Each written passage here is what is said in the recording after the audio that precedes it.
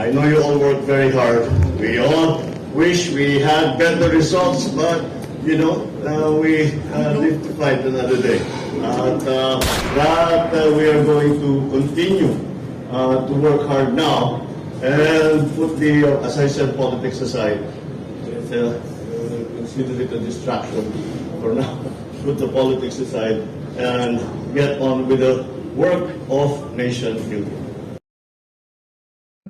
Anong work na pinagsasabi nitong ano na to, nitong mama na to? Anong work na pinagsasabi mo? 3 taon na, wala ka pang nauumpisahan. Alam nyo mga kababayan, sa nakalipas na mga araw, meron ho tayong hinahanap na isang individual na kung saan itong mama na to nuknukan ng kayabangan, saksakan ng kayabangan nung kakaumpisa ng kampanya. At yung individual na yan, walang iba kundi ang aso nitong si Marcos Jr. na si Larry Gadon. Nasaan na yung mayabang na Larry Gadon na kesyo, wala naman talagang solid supporter ang mga Duterte. Nanalo lang itong si BP Sara dahil sa mga Talyanista at Ensaymada. Nasaan na ho yung mga Talyanista at Ensaymada na pinagmamalaki nitong si Larry Gadon? Kasi kung bida talaga yung ano na yan, malaki talaga ang voters base ng mga Talyanista at Ensaymada, dapat nanguna. Diyan sa kakatapos lang na midterm election, dapat ho sana itong si Erwin Tulfo. Linampaso ho nitong si Senator Christopher Bongo, itong si Erwin Tulfo. Itong si Senator Christopher Bongo, gusto kong isampal sa pagmumukha nitong si Larry Gadon ang nakuwang boto nitong isa sa mga malapit dito kay dating Pangulong Rodrigo Duterte. Nakakuha lang lamang ho ng kulang-kulang 27 million. Etong si Senator Christopher Bongo, palakpakan ho tayo. Nasaan na? Hoy, Larry Gadon, nasaan na? Namimiss na kita, Brad. Magpakita ka sa akin. Langya ka, kala mo kung sino. Siguro Max Bolt, yung mga talagang solid supporter ng dating Pangulong Rodrigo Duterte, nasa ano lang yan, nasa 4 million. Gumero siya pa ganun di ba? Nanalo lang naman talaga si BP Sara dahil sa mga loyalista, talyanista. Dahil binitbit siya nitong si Bongbong Marcos. Anong nangyari sa midterm election? Panalo yung mga inendorso ni BP Sara, talo yung mga inendorso ni Marcos Jr. Yan, inuuna mo kasi yabang. Yan ang ba sinasabi natin. Kahit tayo sa personal na buhay, hindi ko natin inuuna yabang. Hindi ko tayo, low-key lang. Simple lang. Pagka inuna mo yabang, nako, masakit yan. Yung sobrang taas ng lipad mo, tapos pagka nako. Kaya mas maigi pa na, kalmahan mo lang. Huwag ka masyadong mayabang. Lalo na sa social media. Ayan kung si Larry Gadon, anong pinaggagawa? Wala naman talagang boto yung mga Duterte na yan. Pagdating dito kay Congressman Rodante Marcoleta, ano sabi niya? Meron naman dinadala yung mga INC pero hindi naman nananalo, di ba? Yan na sinasabi natin dito. Ilan ba ang botong nakuha nitong si Senator Rodante Marcoleta? 15,140,342. As of today. As of this moment, 1:36 PM ng May 18. Meron pa akong mga point something na lang ang hindi pumasok pero di na kailangan yan, di na natin hihintayin yan. 'Di ba? Panalo na ho itong mga to. O nasaan na ngayon yung minamata-mata mo? Yang amo mo, ito. Teka lang ito. Yan, yung amo mong bangag yung amo mong bangag, Larry Gadon, yung amo mo na yan. Kesyo kumpleto daw sila. Ngayon kumpleto. Langya kayo, kumpleto. Kumpleto kayo. Thanksgiving nyo, isa na lang nagpunta.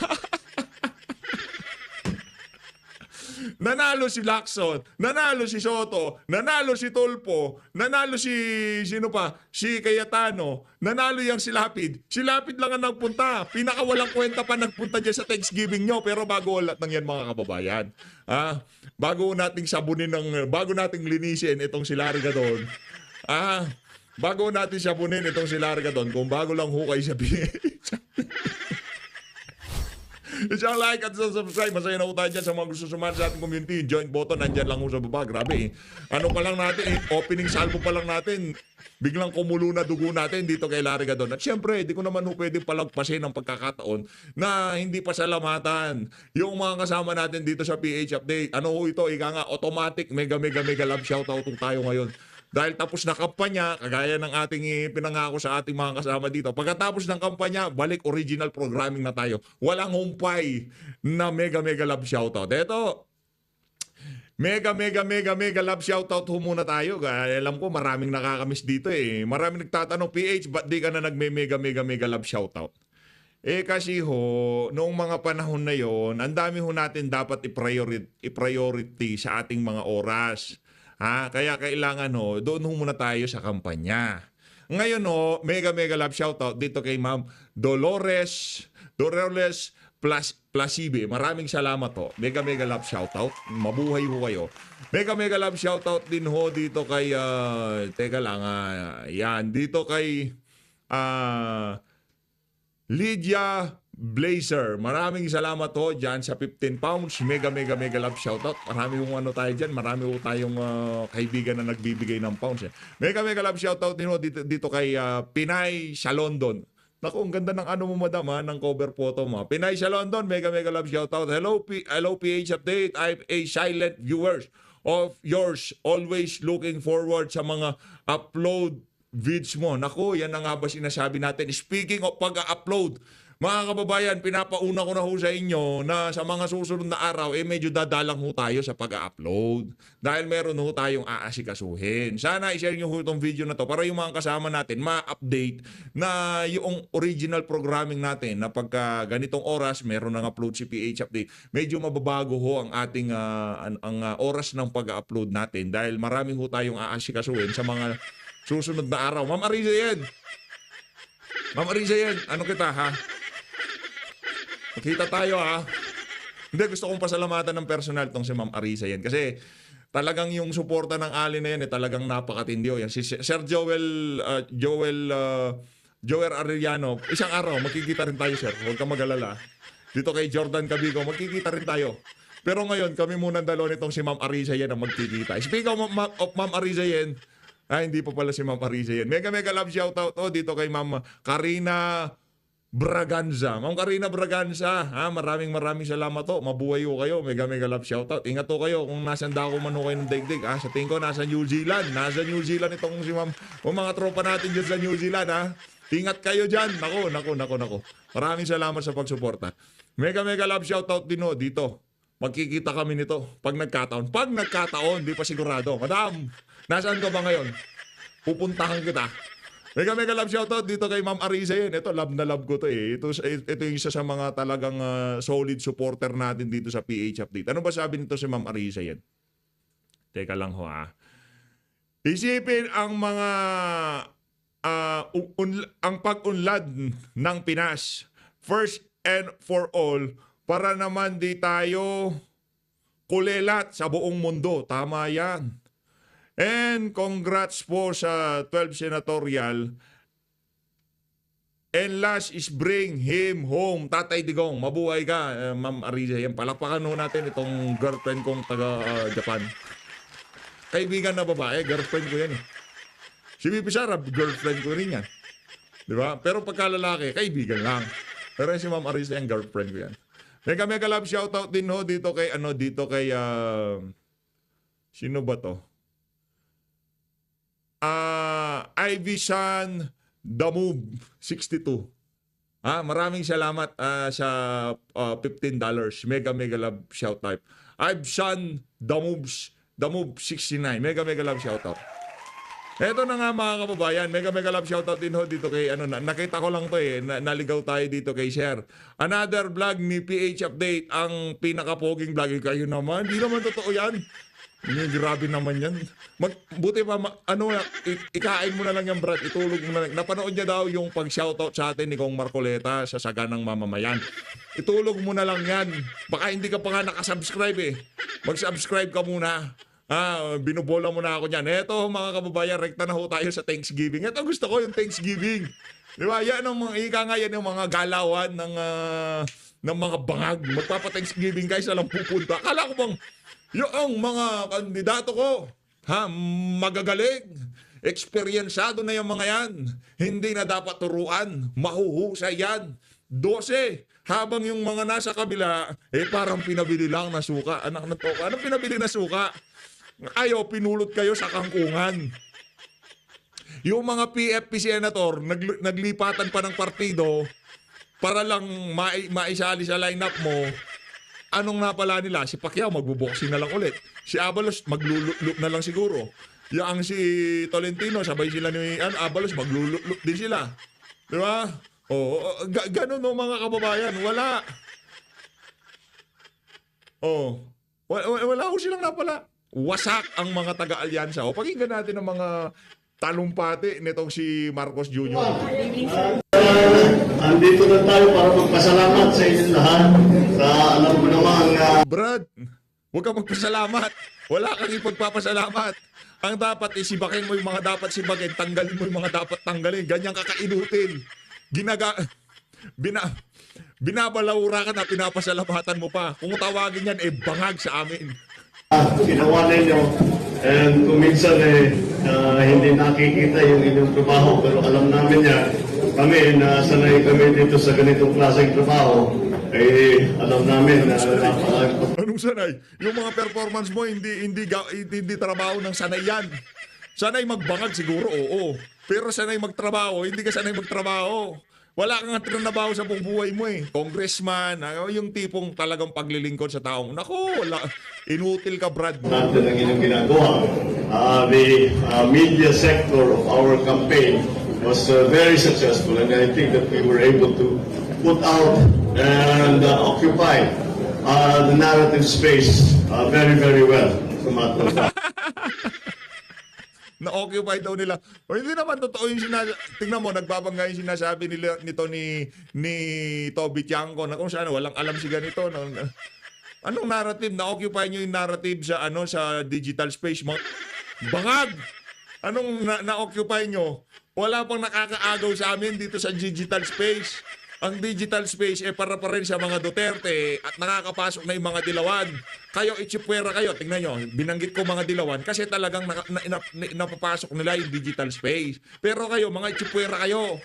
Mga inutil kayo. Wala naman talaga kayong wala kayong napala dito sa eleksyon na to. Buti pa mga dilawan. Masasabi kong nanalo sila kasi Bam Aquino, Kiko Pangilinan, panalo. Joke no, Leila de Lima, pabalik yung mga dilawan. Pero ngayon pa lang, lumalabas pa lang ang ulo nitong mga ahas na to. Puputulin na natin, hindi na natin pahahabain. Okay, baka pagkapanalo niya, dahil credit grabber siya, ngayon bahon siya sa kahihiyan na yung pre-tertiary education. Huwag kayong magalit kung taga-suporta kayo ni Bam. We're just stating the facts. Diba? Na siya credit grabber. Na siya hindi naman talaga siya ang promotor dyan sa pre-tertiary education. Huwag kayong magalit. Baka magtaasan yung mga alta presyon nyo yan. Di ba? Ano lang. Ibibigay na naman namin yung credit kung karapat-dapat na ibigay yung credit. Paano kalang batas niya? Yung gusto niya pakainin ng sambayan ng Pilipino, yung mga tira-tira. Imbis na bigyan ng dignidad na makabili ng dekalidad na pagkain, yung kadangal-dangal na pagkain, ang gusto niya, yung mga sobrang-sobrang pagkain sa mga fast food. Pagpag nga ibigay sa mga mga mahihirap. Yun ho. Imbis na trabaho ang isipin, pagpag na lang, kain na lang kayo ng tira-tira. Ganun ho. Yan ho si Bam Aquino. Yan, ibibigay ko yung credit na yun sa kanya kasi sa kanya yung batas na yan. Buti na lang hindi na siya batas. Kasi malaki yung problema yan. Kunyari, papanis na. Pero dahil may batas, ipagpipilitan dahil sayang nga rin naman. Diba? Ano mangyayari? Food poisoning sa ating mga kababayang mahirap. Yun ang problema doon sa batas na yun. Ganun nga mag-isip yung mga pinklawan at mga dilawan Pero ngayon, nabudol yung mga estudyante, di pa butante. Bam Aquino ako. Anak ng toko, kakapasok nyo pa lang sa politika. Sabagay, maganda naman na merong paninindigan, meron kayong pinapaniwalaan. Dahil sooner or later, marirealize nyo na banu pala yung mga pinapaniwalaan nyo. At later on, makakasama din namin kayo. So that is what I would like to thank all of you. Kayo, papasalamat ako sa inyo lahat. I know you all work very hard. We all wish we had better results, but we live to fight another day. And now it is time, I think, to put all the politics aside. It's time to put all of the issues that were raised during election and only talk about not political issues, but developmental issues, healthcare issues, education issues, agricultural issues, food supply issues, all of these things. Sana naman, ako lagi kong binibilang ang araw na natitira sa term ko, at kailangan matapos natin yung mga nasimulan natin. So that's what I will ask for you to help me with in the coming 3 years. I know that you will once again, as you did before, do. Talunan. Brad, talunan ka. Anong feeling ng maging talunan? Pero kung kasama mo si BP Sara, hindi magkakahindot-hindot yung administrasyon mo na yan. Pinaniwalaan mo yung pinsan mo, ginagamit ka lang. Pinaniwalaan mo yung asawa mo, wala nang bangag din yun eh. Di ba? Mga bangag na ganyan, wala ko silang pakialam kahit masira pa sila. Basta yung tipong makaganti lang sila, makabanat lang sila. Hindi pwede yung ganun. Hindi pwede yung ganun sa politika. Sa gusto nyo, kung kayo nakaupo dyan, hahanapan namin kayo ng resulta. At later on, pagka wala kami nakitang resulta sa mga pinangako nyo, kung ano mga pinagsasabi sa mga nagdang eleksyon, kahit ano pang paninira nyo sa mga kalaban nyo, mas ma-emphasize pa rin yung mga kakulangan nyo. Yun ang sigurado doon. Do a very, very good job and make a success of whatever it is that we are trying to do. But once again, most importantly for tonight, I'd like to thank everyone. Papasalamatan ko kayo lahat sa inyong trabaho at alam ko naman napaka-dedicated ninyong lahat. Kahit na hindi na ako nakapunta rito, last time ako nakapunta rito, magti 3 years na dito sa building na ito. Pero kaya ako pinilit makapunta rito para naman baka Nung uling punta mo dyan, yung media team ng unit team, di ba? Akala nila, gagaling nila. Ina-point pa sila sa PCO. Ang huhusay ng mga walang ya. Di ba? Nasaan na yung mga Emerald Green daw? Asan na yung media team mo nung panahon ng 2022 election? Sino talaga ang nagkumarga sa'yo noon? Ngayon, sabihin natin, balita ko, pinagsasabi mo, wala ka namang utang na loob sa mga Duterte, walang yaka, ha? Ngayon, tanong kita, kasi isa ako sa mga sumunod kay BP Sara noon eh. Aminado tayo doon. Pero nung umabot ang punto 2022, 2023, matatapos pa lang ang 2022, sabi ko nabudol nga at ng tokwa. Bumanat na ho tayo sa kanya. Binira na ho natin yung walang yan. Nung nag-umpisa na yung mga hearing, yung pagkabigay ng confi fund kay BP, biglang kinwestiyon, anak na tokwa. Nasalat tayo, Brad. Yun na, wala magagawa natin. Ganun daw talaga buhay. Pero at least, hindi ko tayo kagaya ng ibang mga Talyanista sa Imada na alam na nilang mali, na alam nilang palpak na alam na nilang sabaw-sabaw ang pinagtatanggol nila. Ginagawa pa rin nila. Kasi, pansinin nyo, kung sino yung mga vlogger na nasa circle noong panahon ng eleksyon. Kaya masaya rin tayo na hindi tayo kinontak noong mga panahon na yun. Merong nag-a-attempt pero hindi na ho natin pinansin. Kasi tayo nun as much as possible, ayaw talaga nating magpakita. Kay Condante nga lang tayo pakita. O yung mga ilang mga kasama dyan, yung mga taga third floor yan, mga natin yan mga atit kuya natin yan Pero nung mga panahon na yon, kung di ako nagkakamali, meron tayo natanggap na email nun. Merong tayo natanggap na email, pero hindi na para sa atin na i-disclose pa yun kung ano pa man. Pero masaya ho tayo na hindi na tayo nakipag-ugnayan, hindi na tayo nag-establish ng connection dito sa mga individual na to. Kasi base sa ating nakikita, yung mga nakapaligid na sa media team, yung mga vlogger, sila din ho, yung mga palong-palo noong mga panahon na yon diyan sa headquarter ng unity, nandyan ho sila Yung mga vlogger na nakita nyo noon doon, na tumanggap noong mga panahon na yon, hindi na ho sila makahindi ngayon. Yung tipong pagkatapos ng eleksyon, muna ako, tapos na muna ako sa politika. Basta ako, kung ano mang gagawin nila, suportado lang ako sa gobyerno. Basta tapos na muna ako sa politika. Balik na lang ako doon sa mga, yung video ko dati, yung kung ano-anong kabalbalin yung mga pinagsasabi ko sa mga video ko, di ba?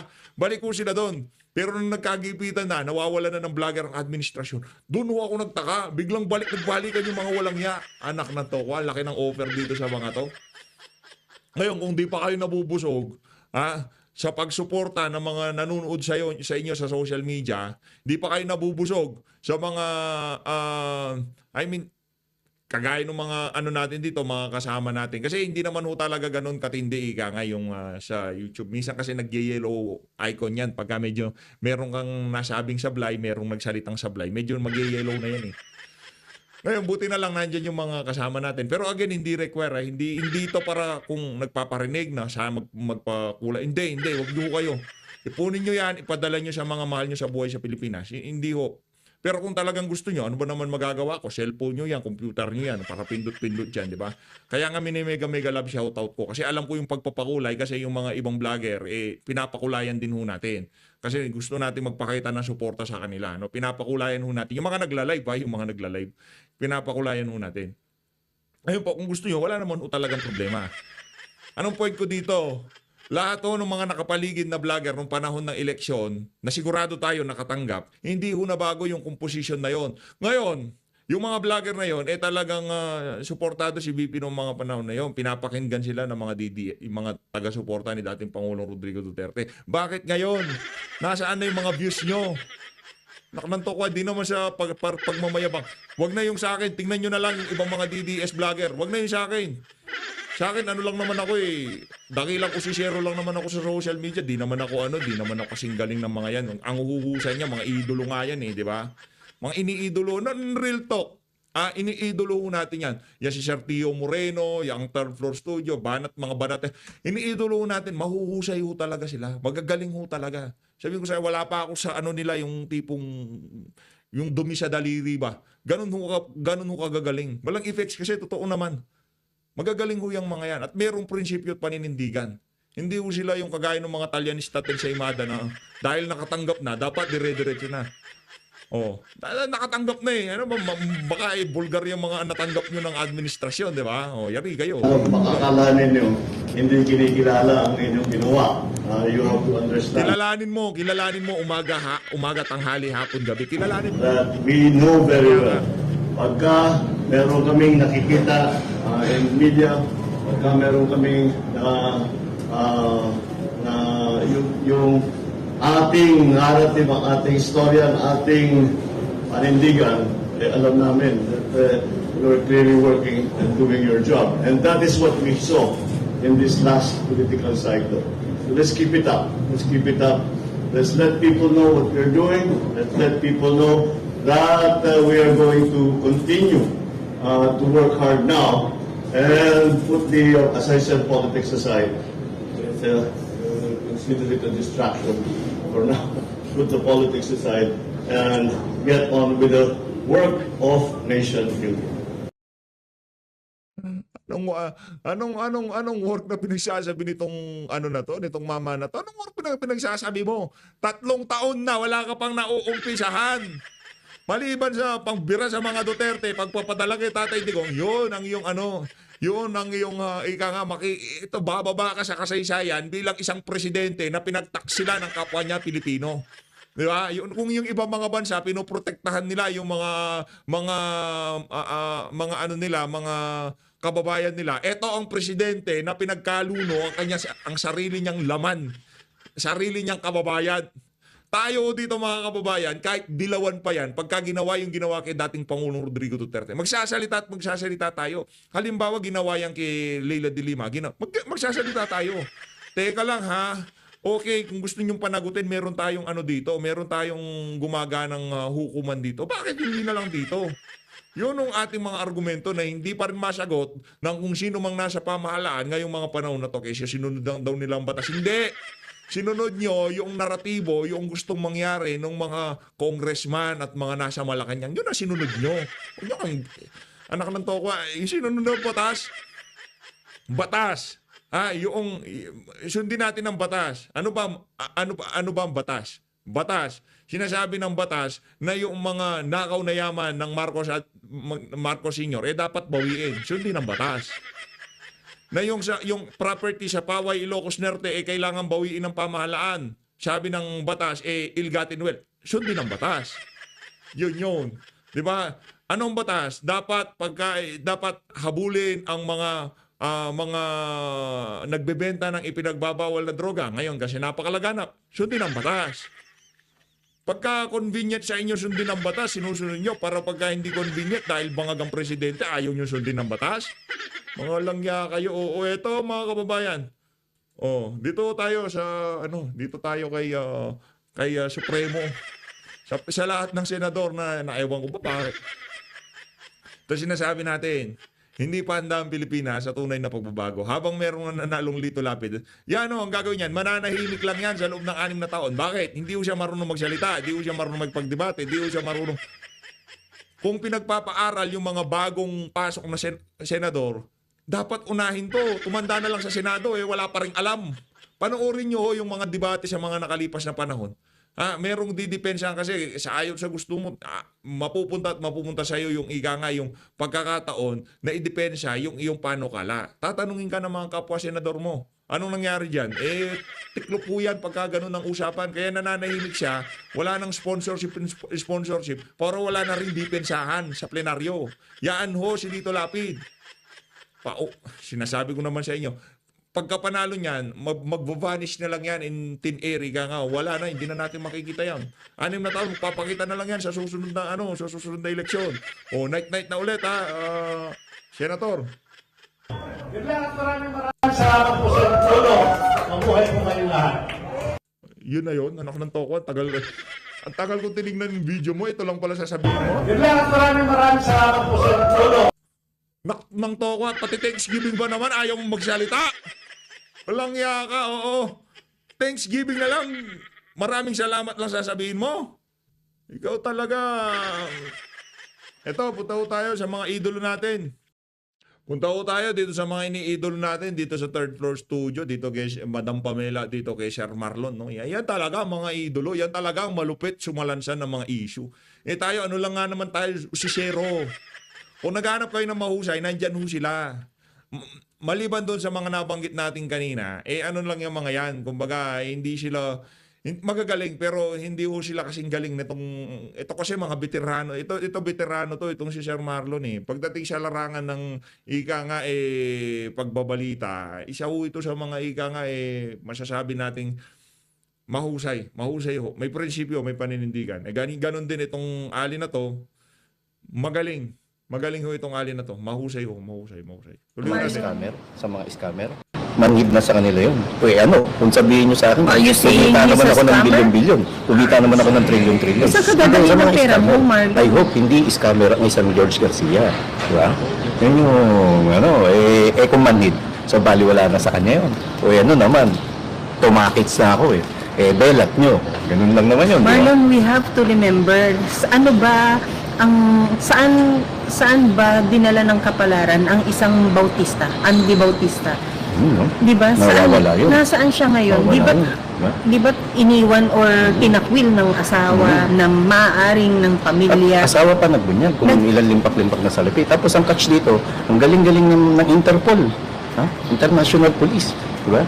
Na masyado lang pinanggigilan ng PRRD dahil may nanguudyok, may nagbabando sa kanila. Asan ngayon, ano ginagawa ngayon ng Interpol para mahanap naman ng isang Andy Bautista? Di ba? Oo nga. Diba? Tapos, ngayon, Marlon, ang pinalulutang na lang nila, related na lang din dyan sa mga Interpol or ICC na yan, no, Marlon? Ang pinantatapal naman nila ng mga issues nila ngayon ng pagiging olats nila or talo, yung pagpapadakip kay spokesperson Harry Roque na idadaan di umano through Interpol yung kanyang pagpapauwi dito dahil siya na nga ay formally kinasuhan ng RTC sa Pampanga ba?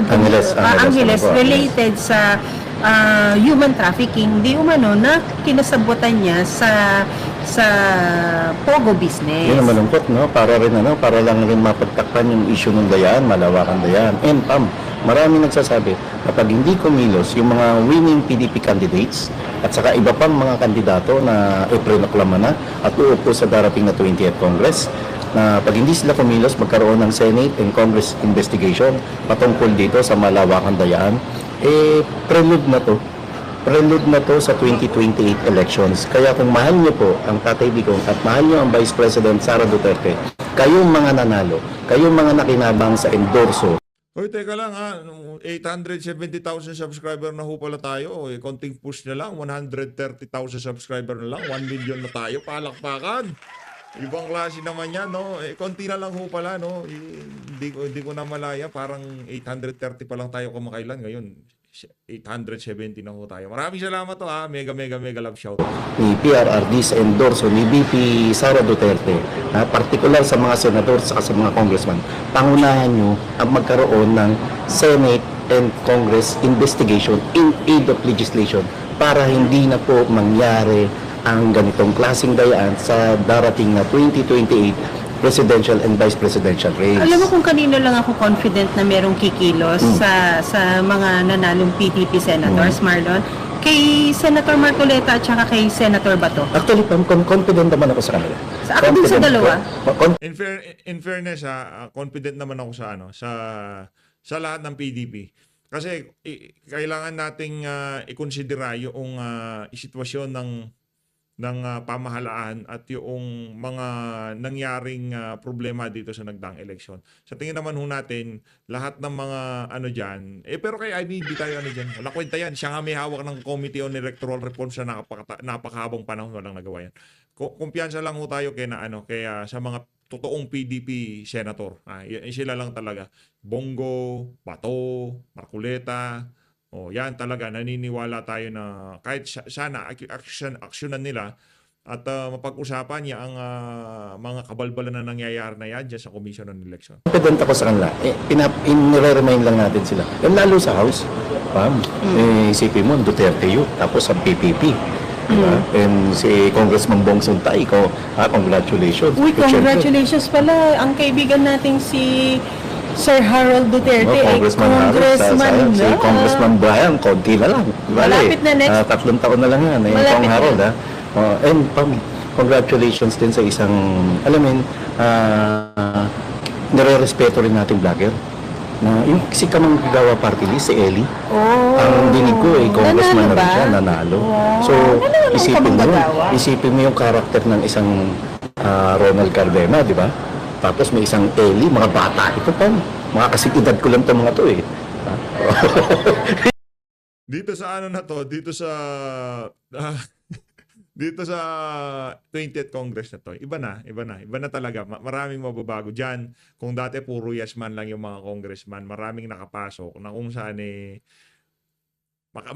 magkakaroon na ng boses yung ating mga kababayan, lalo na yan si Eddie San Fernando. Sana Eli San Fernando. Sana yang si Eddie San Fernando hindi lang ho siya maingay noong panahon ng eleksyon. Baka ngayon nakaupo, naratibo ng mga taga-akbayan, mga makakaliwa o kung sino man ang amo nitong mama na to ang sundin niya. Hindi ho natin alam. Surely Pabelo, sipin mo mga ganung karakter na ganun kagagaling magsasalita at ganun kamaysog. Ganun sila katatapang. Tingnan natin ano magiging performance nila sa plenaryo. Marlon, ang tanong lang din dyan, si Ellie, kailangan niyang patunayan na yung mga aligasyon ba na nakapalibot sa kanya na siya ay bata ng isang Risa Ontiveros. So dapat sana magkaroon siya ng sarili niyang personality or identity sa lower house at patunayan niya na ang kanyang laban ay para talaga sa mga kamanggagawa or manggagawa. Hindi lang sa mga obrerong Pinoy, kundi sa buong sambayan ng Pilipino na. Actually, ang sinabi naman niya, consistent siya sa live niya, na ang lagi lang niyang ipapasa yung standardization ng provincial rate at saka magkakaroon na ng isang standard rate for both the Manila and matagal na ho dapat yan Kasi kahit saan kayo magpunta, yung punto nitong si Attorney Vic Rodriguez na punta ka sa Manila, yung presyo ng Jollibee, punta ka sa probinsya, yung presyo ng Jollibee, parehas lang yun na lang pagbasihan natin Pero yung sweldo sa Manila at sweldo sa probinsya, iba ho. Pero yung mga bilihin, parehas naman. Presyo ng bigas, kumbaga standard ng presyo ng bigas, di ba? Pag nagpunta ka ng Maynila, nagpunta ka ng probinsya, mas mahal pa nga sa probinsya. Lalo na pagka itatawid pa yan ng dagat. Pero yung sweldo ng mga manggagawa doon, medyo palsipikado. Kaya sang-ayon tayo dyan. Kung sakaling sulong man yan, kahit hindi natin kaalyado, tutulong ho tayo dyan. Para yan sa ating mga manggagawa. Wala ho tayong dyan. Yun ang kaibahan natin sa mga Talyanista natin sa Imada. Yan lagi kong ini-emphasize yan Yung mga Talyanista natin sa Imada, ang vlogger, parang mga may kabayong may takip ang mata. Ang nakikita lang nila si Tambaluslos at si Marcos Jr. Yun lang ang focus nila. Kahit na maganda yung panukala o babanatan nila. At kung naipasa yan, na isa batas yan, talagang trumabaho si Eli San Fernando at inagaw yan itong si Bam Aquino, makikipag-away tayo. Hindi natin kaaway, hindi natin kakampihan si Eli San Fernando, pero sasabihin natin na yaang si Bam Aquino ay credit grabber. Halimbawa, nagkaroon ng pantay-pantay na sweldo, ika nga wala ng provincial o city rate, wala nang ganon. Pantay-pantay na.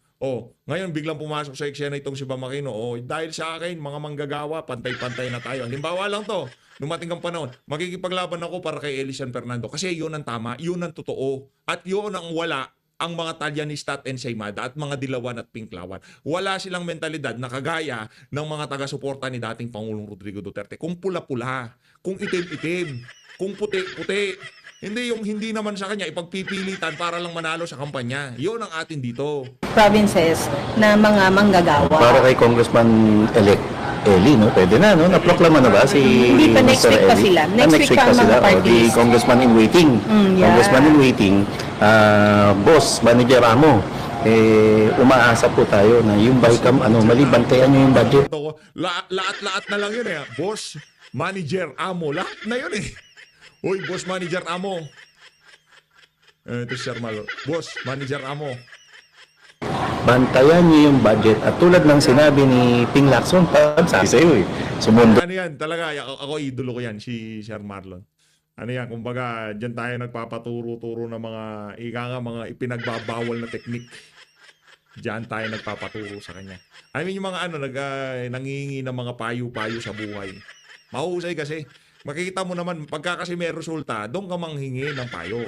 Pero kung walang resulta at makita mo, puro bida-bida lang, huwag kang maghingi doon. Ang mangyayari sa'yo, magiging bida-bida ka din. Dot agad ang Ping Lacson. Sabi ng isang Ping Lacson, itong 2025 budget ang pinakagarapal at pinakakorap. Sige, wait lang ha. Since napag-usapan na natin yung budget na yan, Marlon. Martin Romualdez is really trying his hardest, no, to stay in power, to keep the speakership for the 20th Congress. And I believe ito ay nagkakaroon na ng kanyang loyalty check. Pero amongst loyalty check, amongst those remaining attack dogs that he has sa Congress na nakapasok ng 20th Congress.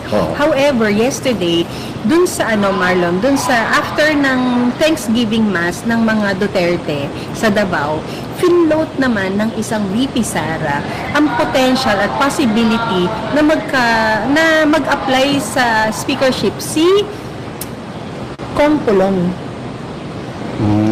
Ang tanong, sige, ilatag muna natin why is the speakership sa lower house a most sought after position? Unang-una ko naiisip dyan, Marlon, bakit laging lahat nagkukumahog doon sa posisyon na yon? Actually, napag-usapan na natin doon sa mga nakalipas na video natin. Pero pakinggan natin yung ibang perspektiba, ibang pananaw dyan sa pag-alok ni VP Sara dyan sa speakership dito kay Congressman Pulong Duterte. Pakinggan natin siya. Maganda. Baka third floor studio yan. Power because you become second choice to be next in line to become president, di ba? Kasi ang first choice, syempre, vice president. And then if the vice president also doesn't make it, either Senate president or the House Speaker, di ba? O maunang House Speaker sa Senate President. Senate President. Kasi sila yung upper house, di ba? But then, of course, very right ka sa power. Nandiyan din yung control because if you take control of the lower house and the lower house has the power of the purse na sinasabi natin, you now have access sa kaban ng bayan. Kaya maraming tao na pagdating sa ilusyon ng pera, Marlon, naghahangad ng ganyang matataas na posisyon. Pero imagine, Marlon, a lower house with a speaker like Kong Pulong Duterte, next to that position, sino yung appropriation mo? Sino yung treasurer mo? Sino yung, ano yung Tagalog ng treasurer? Ingat Waldas. Ay, ingat yaman. Bastos talaga ito. Ingat Waldas. Treasurer ingat Waldas. O yung mga treasure nyo sa mga bahay nyo, ha? Yung mga ingat mo. Ingat yaman, ingat yaman. So, sino yung magiging ingat yaman mo? Alam mo, Pam, ito ang latest na chismis. Kasi, di ba, bago na... Chismis? Oh, actually, Sana ito yung may umuugong na kwentuhan. Di ba? Sige. And wag natin kalimutan, Pam, tayo unang nag-expose ng yung... Minsan, di nandiyan umano, tayo napapahamak sa tayo yung tinatawag- nauna eh. na tinatawag ng isang Miho, ng isang Stella Kimbo. Ang isang Stella Kimbo, ang Office of the Solicitor General. Sa araw nga, akit tayo sa live nito mga iniidolo natin na to. Makipagkwentuhan lang tayo. Malupit po kasi mag-live itong mga to eh. Kung ano lang to, kung info-focus lang nila channel nitong mga to. Baka nalampasan na ho yung subscriber natin ng mga yan. Sa totoo lang. Baka nasa 1 million subscriber na ho yung dalawa na yan. Kung talagang finokus lang nila. Kasi ano naman sila eh, yung tipong... meron kasing merong vlogger kahit gaano kagagaling. Yung tipong depende kasi sa sa karakter ng ng mga nagba-vlog. Kaya di na kita gaya-gaya yung style, yung ganito. Pagka kasi yung style na gumagana, pero yung kasi identity nila sa social media, iiba ho eh. Hindi kagaya ng sa atin, hindi kagaya ng sa ibang mga vlogger. Meron silang pirming setup o programa na kung saan di ko alam, ba't di kayo nabuboring sa mga pinag-uusapan natin dito sa PH Update? Pero yung meron kang kausap na kabali-taktakan, kabatuhan, mas kasi yan, kumbaga, hindi ka mauubusan, dire-diretso yung flow ng programa. Minsan kasi yung mga viewer, ayaw nila yung yung tipong nagkaka-dead air ba? Yung ang tagal ng kaya kung pansin niyo ho dito, gusto ko talagang first 10 minutes ilalatag ko na kung ano yung mga dapat malaman ng mga kasama natin dito sa page update, yung mga latest na update. Pero ito pag-umpisa hanggang sa dulo, yung tipong magtataka ka na lang naubos na 1 oras mo sa kanila sa kakapanood ng mga video. Magaling kasi, mahusay. Subscribe po kayo dyan. Yan, malupit yan dalawa. Solgen, no? Solgen. At true enough, na talagang after election na lang didinggin yung Bicam anomaly. Pero sa Supreme ikinatalo Court. niya ito. Ikinatalo niya. And kasi, Pam, ninenervyos na ang Stella Kimbo kung paano niya ipapaliwanag yung sinabi niya sa media na totoong blanco yung Bicam report At ministerial. at pinapirmahan niya, inutusan niya inutos na lang sa mga technical staff, di ba? Ang nakakatakot dito, yung mga technical staff na to, eventually sila magiging sacrificial lang na sana hindi mangyari. And yun, going back, Pam, wala na ngayong gustong humawak ng appropriations. What? May gano'n. Mula sa bakit Isaldi si ko, ano? hanggang kay Stella Kimbo.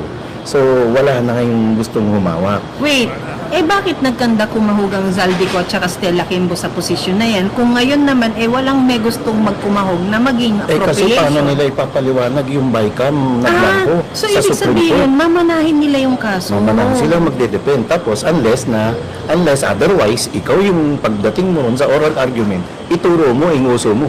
Panahon ni Saldico yan, mga mahal naming justices. Nako, alam Hindi mo, na kailangan ituro, inguso na lang, di ba? Kaya dinilay-delay ho yan yung oral argument kaugnay doon sa 2025, dito sa 2025 budget. Dapat nga yung na yan, bukas na yan dapat, May 19. Di ba? Bukas na, inaabangan din ho natin. Gusto kong marinig yung dyan ni Attorney Vic Rodriguez kung paano siya makipagtagisan Oo.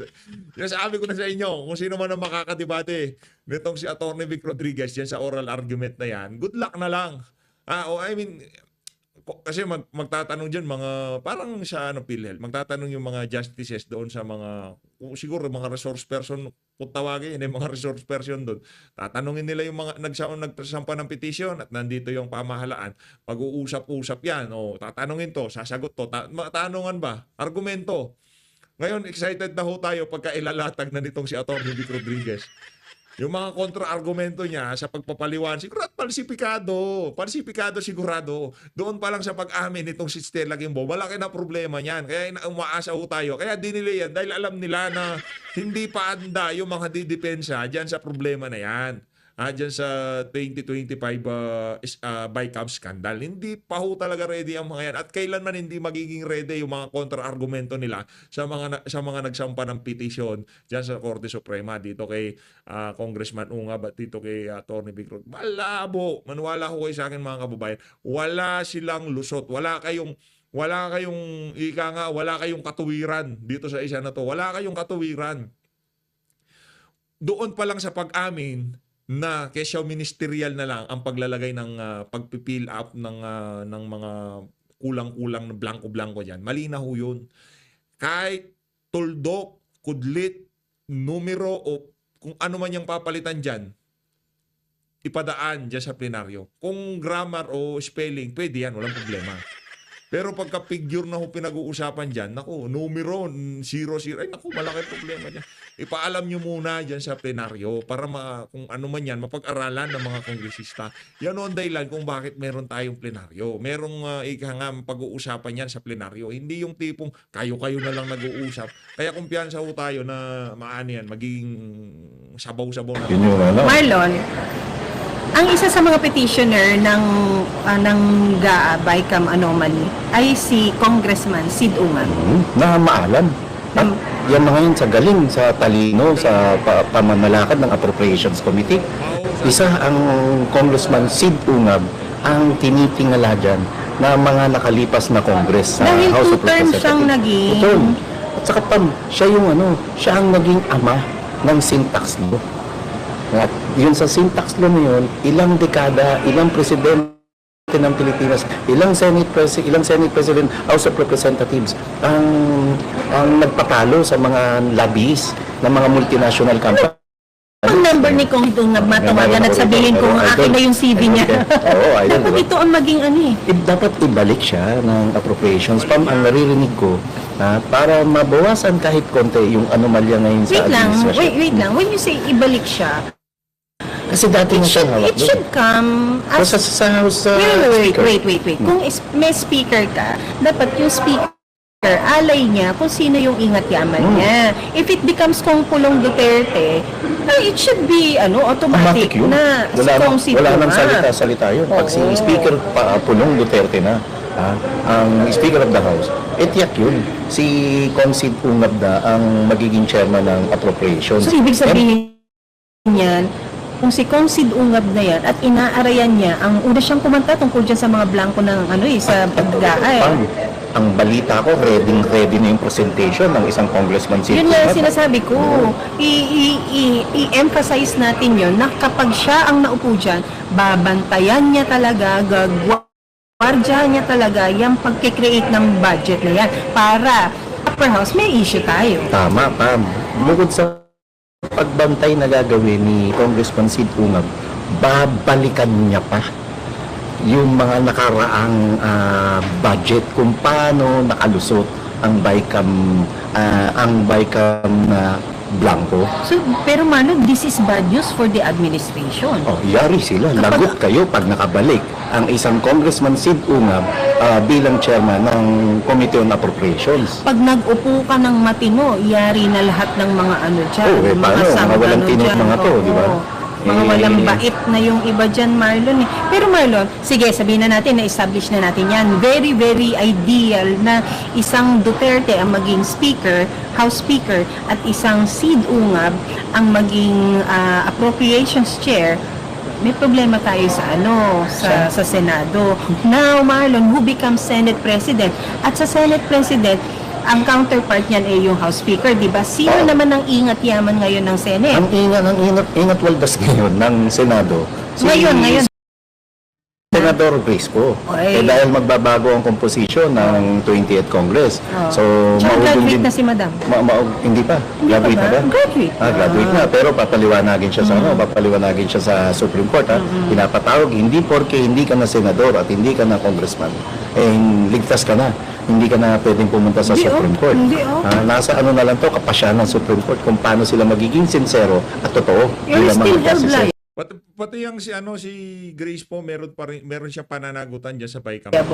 Hindi lang ang lower house, lahat ng humipo, tumingin at nakita nilang hindi sila nagsalita diyan sa mga problema diyan sa BICAM na yan. Meron tayong problema diyan. Meron kayong meron kayong pananagutan, yung mga pumirma, yung kung sino man. Huwag nyo sabihin na ano lang kami, yun lang harapan pinirma namin, mga Ano naman, ngayon, Pam, yung tanong mo, sino magiging kahit nga doon sa pagpirma ng simpleng kontrata, lahat yan, lalagyan mo ng initial mo Tapos sasabihin mo, harap lang pipirmahan nyo. Ganun na lang ba pagka budget pinag-uusapan? counterpart? Yung Finance Committee. At Pam, alam ko marami na naman magtataasan ng killer rito. Isa po sa may pinakamagandang naging record sa inabot ko sa inabot ko to. Base po sa inabot ko bilang matagal-tagal din mo. Veteranong media. Hindi naman ho, matagal-tagal lang ho nag-cover ng Senado. Si Senator Ayun na nga mga kababayan, dito na ho natatapusin ang ating reaction video. Maraming salamat sa pag-support sa Page Update. Mag-ingat ho kayong lahat. Mahalin natin ng Pilipinas.